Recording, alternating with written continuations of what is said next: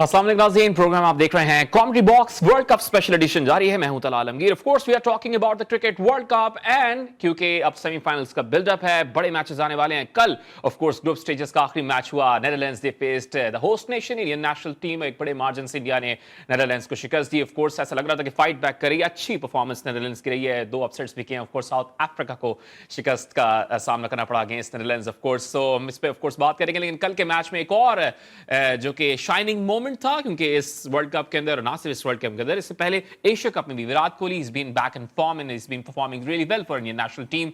And 49th turn भी इसी world cup में उन्होंने कंप्लीट किया। कल एक्सपेक्ट कर रहे थे कि शायद 50th टर्न भी आ रहा है, लेकिन ऑफ कोर्स 51 उन्होंने बनाया, उसके बाद बोल्ड आउट हो गए। लेकिन पहली विकेट भी वर्ल्ड कप्स के अंदर कल उन्होंने हासिल की। Of course Virat Kohli 3 overs 1 for 13 for his of course 3 overs as well. He's of course Virat Kohli is our Telenors more से ज्यादा स्पेशल मोमेंट विकेट उन्होंने वर्ल्ड कप में ऑफ कोर्स हासिल कर लिया। इससे पहले हम गेस्ट की तरफ जाएं, Pakistan cricket team world cup से बाहर हुई है। इसी के साथ जो टीम की मैनेजमेंट है उसमें उखाड़ पछाड़ भी शुरू हो गई है। सबसे पहला निशाना जो है वो मॉर्ने मोकल बने हैं, रिजाइन उन्होंने कर दिया। ऑफ कोर्स क्या मजीद चेंजेस हो सकती हैं, इस पर एक रिपोर्ट तैयार की गई है। रिपोर्ट आपको दिखा। पाकिस्तान के बॉलिंग कोच मॉर्ने मोकल ने पाकिस्तान के साथ जो कॉन्ट्रैक्ट था उनका खत्म उन्होंने किया है और ऑफ कोर्स पाकिस्तान नहीं आए, वहीं से अपने मुल्क को रवाना हो गए हैं। तो ऑफ कोर्स कोचिंग स्टाफ में भी अब चेंजेस एक्सपेक्ट करें। एज अ कैप्टन भी क्या चेंजेस होने जा रही हैं, इस पे ऑफ कोर्स बात करेंगे। साबिक चीफ सेलेक्टर, साबिक क्रिकेटर, साबिक टेस्ट क्रिकेटर मोहसिन हसन खान साहब ने हमें ज्वाइन किया है। मोहसिन भाई बहुत शुक्रिया आपका। एक आपका दौर था जब टीम हारती थी तो आप प्लान बी सी सी यानी ए अगर कामयाब नहीं होता था तो बी सी भी देते थे। तमाम जो प्लान्स आपके पास होते थे और क्रिकेट के तमाम मामलात जब आपके दौर में थे तो दुरुस्त चल रहे थे। और इस यही वजह कि शायद सोशल मीडिया पे अभी भी ये बातें गर्दिश कर रही हैं कि आपको ही अब नया चेयरमैन पाकिस्तान क्रिकेट बोर्ड होना चाहिए। क्रिकेट बोर्ड के मामलात को किस तरफ आप जाते हुए देख रहे हैं? दूसरा मॉर्ने मोकल क्योंकि अब उन्होंने रिजाइन किया है, तो क्या वाकई Pakistan they have to come back to the national coach for bowling? देखिए उसने रिजाइन किया है, I think there is a solid reason because team की इतनी नाकिस परफॉर्मेंस है और हेड कोच को रिजाइन करना चाहिए था। यहाँ तो सारा काम तो है, ये गेम प्लान वाला है, सारी टीम को प्लान तो वो बना के देता है। तो मॉर्नी मोकल किया है ठीक है, लेकिन मेरे हिसाब से तो हेड कोच को रिजाइन करना चाहिए because he is the main person. जी अच्छा, आप कह रहे हैं कि मिकी आर्थर को रिजाइन देना चाहिए, वो तो सबको ही बचा रहे हैं। और जो मामलात हैं यानी वो कह रहे हैं कि कप्तान को भी फिलहाल कैरी ऑन करें अब अगली इंपॉर्टेंट सीरीज में, और क्योंकि बाकी डिपार्टमेंट्स परफॉर्म नहीं कर रहे थे तो कप्तान भी बचे और शायद अपने आप को भी वो बचा रहे हैं। बस वही है ना जी, अपने आप को बचाने के लिए वो दूसरों को बचा रहे हैं। तो ये तो सोचिए, तो हमारे उनको सोचना चाहिए ना कि जो इस चीज़ को रन कर रहे हैं कि हमको किसको रखना है किसको नहीं रखना है। और मेरे हिसाब से तो ही इज द मेन कल्प्रिट। ठीक है। अच्छा, अगर आप कह रहे हैं कि कोच को भी रिजाइन करना चाहिए तो कोई मुतबादिल ऐसा कोच आप देख रहे हैं, चाहे शॉर्ट टर्म के लिए सही, उनके ज़काशर साहब का टेन्योर भी अब 3 महीने का उनको एक्सटेंशन मिली है, तो शॉर्ट टर्म के लिए सही कोई ऐसा कोच, और आप प्रेफर करेंगे कि नेशनल कोच ही हो या इंटरनेशनल कोच?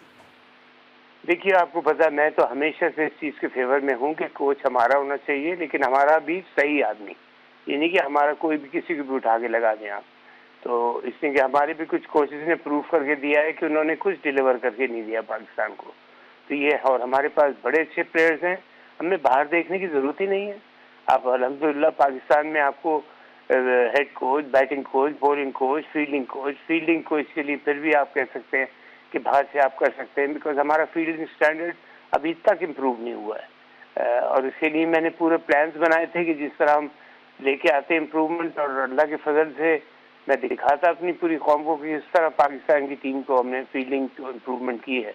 लेकिन भारत, वो तो बात पास की बात हो गई। मैं अभी की बात कर रहा हूँ कि ज़रूरत नहीं है हमको करने की नहीं, लेकिन आपने जो बात अभी कही है, आई थिंक चेयरमैन की खुद टेन्योर इतना लंबा नहीं है कि वो कोई चेंजेस ऐसे कर सके खुद या किसी और को अपॉइंट कर सकते। मेरा ख्याल, मैं श्योर नहीं हूँ क्या इनकी अथॉरिटी मेरा ख्याल है नहीं कि वो किसी को अपॉइंट कर सकते हैं, अगर मैं गलत नहीं हूँ तो। ऑफ कोर्स मॉर्ने मोकल ने तो रिजाइन कर दिया, लेकिन नए बॉलिंग कोच कौन होंगे इस पे ऑफ कोर्स गुफ्तगू की जा रही है। बहुत से लोग इससे बात करें, उमर गुल ने भी इस पे गुफ्तगू की है। क्या जरा गुफ्तगू है, जरा मुलाहिजा कीजिए इस रिपोर्ट में। कराची में सजी T20 वर्ल्ड कप 2009 की फाते टीम की महफिल।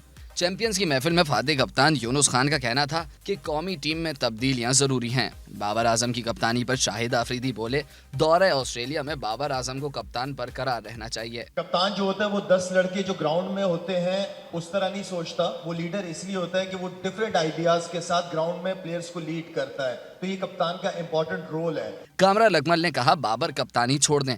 शोएब मलिक ने कहा कि कप्तानी की वजह से बाबर को तनकीद का सामना है। तकरीब में साबिक टेस्ट क्रिकेटर सईद अजमल, उमर गुल समेत दीगर ने भी इजहार ख्याल किया। 2009 T20 का जश्न अगले साल अमेरिका में मनाया जाएगा। कैमरामैन फैसल के साथ असगर अजीम, GTV, कराची। जी मोहसिन भाई, उमर गुल की जो गुफ्तगू है, जो बयान है, क्योंकि वो कह रहे हैं कि वो तो अवेलेबल हैं, do you think he is the right choice for Pakistan cricket team as a bowling coach? Umar Gul कितना तैयार है नहीं है, इनसे बहुत बेहतर है, इतना मैं जानता हूँ। इसलिए उमर गुल एक टॉप क्लास क्रिकेट खेल चुका है और टॉप क्लास परफॉर्मर भी रह चुका है at the highest level of cricket. तो अगर उसको लेते हैं तो मैं तो बिल्कुल उस पर डेफिनेटली कहूँगा कि हाँ, is the right choice. Temporary क्या परमानेंट आपको, जिससे मैंने कहा कि आपको बाहर से कोचेस देने की जरूरत ही नहीं है। सारी दुनिया ने बाहर से अपने हटा के अपने कोचेस रखते हैं अपने वो। साथ में मिसाल मैं क्या दूंगा, शर्म आती है देते हुए कि इंडिया की टीम में आपको कितने बाहर के कोचेस नजर आ रहे हैं, उनकी परफॉर्मेंस देखें आप। अब ये दूसरी जो छोटी टीम्स हैं, पाकिस्तान कोई छोटा क्रिकेटिंग नेशन तो नहीं है ना, बहुत हाई स्टेज पर है, लेकिन अगर हम अपने आप को खुद छोटा दिखाएं तो उसमें हमारा कसूर है, किसी और का नहीं है। मेरे हिसाब से बिल्कुल पाकिस्तानी कोच पाकिस्तान से होना चाहिए, और कौन होना चाहिए ये बड़ी इंपॉर्टेंट चीज़ है। ये नहीं कि किसी को भी पाकिस्तानी कोच को उठा के आप बना दें, इसलिए कुछ लोग जो बनाए गए थे पास में, आपने देखा उन्होंने अच्छे रिजल्ट्स नहीं दिए। ऑफ कोर्स क्रिकेट बोर्ड के मामलात पर और सेमीफाइनल्स पे हम बात कर रहे हैं। मोहसिन हसन खान साहब हमारे साथ मौजूद हैं। मोहसिन भाई साथ ही रहेगा, एक ब्रेक की तरफ जाएंगे, ब्रेक से बाद आके यहीं से कंटिन्यू करते हैं। Welcome back after a short commercial break. Of course हम क्रिकेट बोर्ड के मामलात पर बात तो कर रहे हैं। मोहसिन भाई, अभी बाबर आजम के कैप्टनसी का मुस्तकबिल आप किस तरफ जाते हुए देख रहे हैं? आपका भी रिसेंटली मैंने भी बात भी की है इस बारे में, और आपको भी बताया कि फैंस ये चाहते हैं कि आप आए अब यानी चेयरमैन के तौर पे पाकिस्तान क्रिकेट बोर्ड में। अगर आप होते चेयरमैन क्रिकेट बोर्ड तो क्या बाबर आजम पे आप स्टेप लेते? Would you continue him as a captain और उसको ड्रॉप करते एज अ कैप्टन? देखिए, ये डिसीजन तो मैं अब से नहीं बल्कि इससे काफी पहले ले चुका होता कि क्या उसको रखना है या नहीं रखना है, और अगर रखना है तो किस तरह रखना है। Because I think he is got some mental problem. उसके साथ एक मेंटल डिस्कशन होता तो जिससे उसकी जो प्रॉब्लम्स हैं वो सारी सॉर्ट आउट हो जाती। नहीं होती तो आप अगर एक प्लेयर को आप पूरा चांस दे रहे हैं ना, वो नहीं परफॉर्म कर रहा है तो आप उसको हटाएं। लेकिन अगर कुछ चीज़ें ऐसी होती हैं जो आप प्लेयर से बात करके वो चीज़ें ठीक कर दी जाती हैं, और उसके बाद भी ना हो तो ऑब्वियसली फिर आप उसको हटा देते हैं। ठीक है। अच्छा, अभी आपने गौर किया होगा कि साबिक चेयरमैन हैं, वो सिस्टम पे मामला डाल रहे हैं, वो सिस्टम ठीक करें। फिर जकाशर साहब पे सारी हार का मलबा डाल दिया। फिर जो लीक्स की हैं, जो चैट लीक की थी बाबर आजम की, उस पर भी उन्होंने बात की। अब क्या वो आना चाह रहे हैं सिस्टम में? क्योंकि मामला तो वहीं से ही खराब लग रहे थे हमें पिछले दौर से ही। कौन से साबिक चेयरमैन? रमीज राजा साहब की मैं बात कर रहा हूँ। वो तो इस काबिल ही नहीं है, उनके लिए बात की जाएगी। अच्छा, ठीक है। अच्छा, मौसम में अभी आपने बात की ना कि बाबर आजम से बैठ के इस बारे में बात करनी चाहिए कि कोई और प्रॉब्लम अगर उनके साथ चल रही है, तो डू यू थिंक कि अभी स्टिल गिव हिम टाइम? क्योंकि बहुत से साबिक क्रिकेटर्स उनको ये मशवरा दे रहे हैं, दोस्त मशवरा दे रहे हैं कि क्योंकि ऑस्ट्रेलिया में तो आज तक सीरीज पाकिस्तान नहीं जीता, तो उसकी अगर वहां जाके भी हारते हैं तो मजीद आपको ऊपर मलबा आ जाएगा। देखें आप क्या हो रहा है, टीम से ही ना ड्रॉप हो जाए कहीं। तो still would you continue him test series में?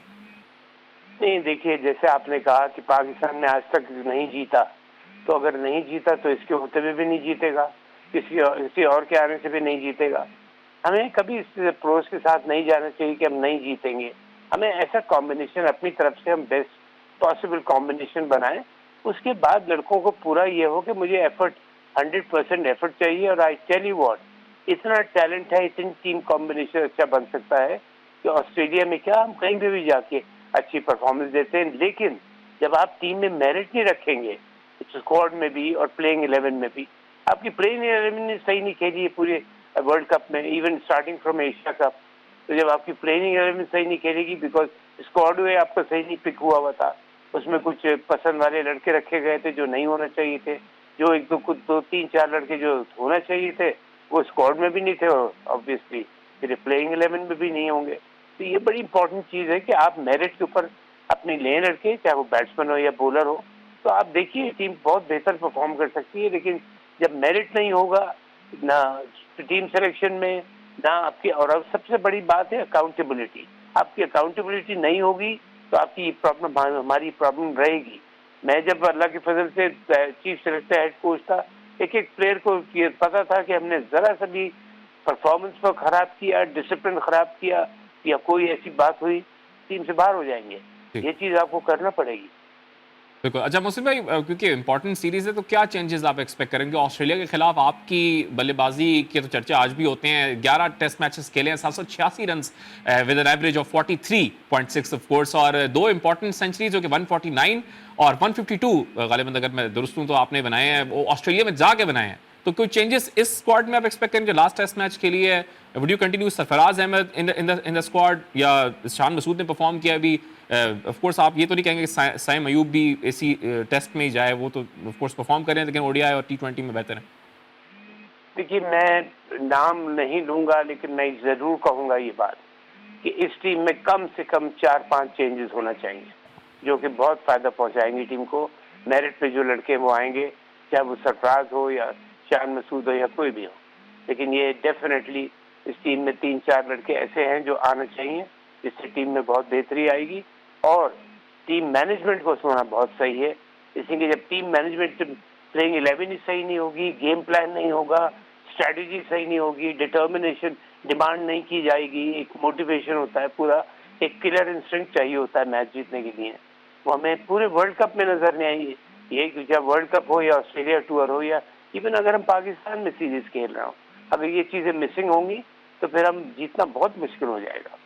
ठीक है। अच्छा, सेमीफाइनल्स में आप किसको फेवरेट्स देख रहे हैं? पहला of course India, they are facing New Zealand, South Africa का ऑस्ट्रेलिया से मुकाबला है। देखिए, ऑन पे अभी तक जो हम परफॉर्मेंस देख रहे हैं उसके हिसाब से जिस जिस तरीके से इंडिया ने क्रिकेट खेली है, very well organise, total determination है उसमें, टीम सिलेक्शन उनकी सही है और उनकी गेम प्लान्स बड़े जबरदस्त नजर आते हैं।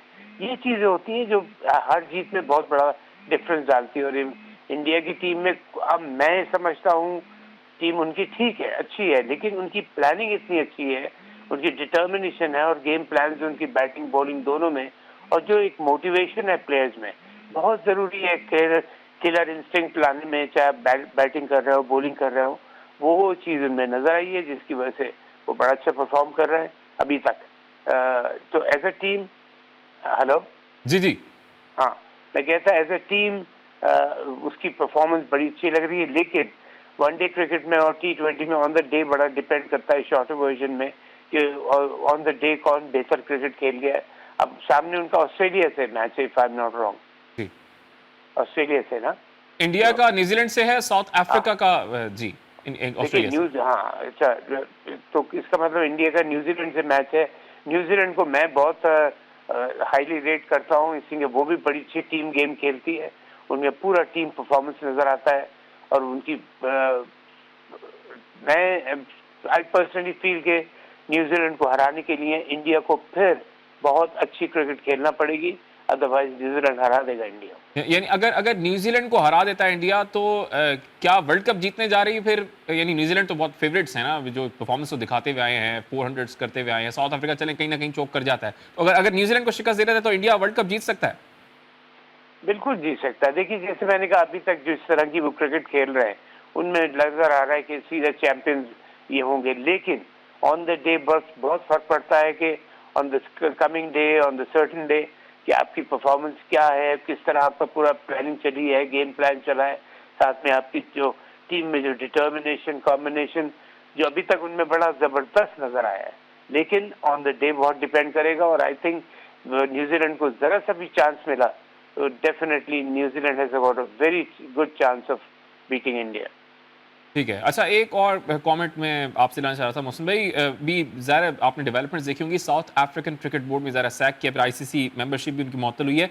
श्रीलंका के साबिक कप्तान राणा टुंगा साहब ने एक इल्ज़ाम आयद किया है सेक्रेटरी भारतीय क्रिकेट बोर्ड जय शाह पर कि जो क्रिकेट श्रीलंका की तबाह हुई है मोहसिन भाई, वो उसके सारा जो मलबा जाता है वो जय शाह पे जाता है बीसीसीआई के साथ मिलकर। तो कमेंट करेंगे इस पर कि जय शाह तो हर जगह मरकज़ निगाह रहते हैं, चाहे वो एसीसी का मामला चल रहे थे, जब सीरीज होनी थी, पाकिस्तान में एशिया कप होना था, श्रीलंका चला गया।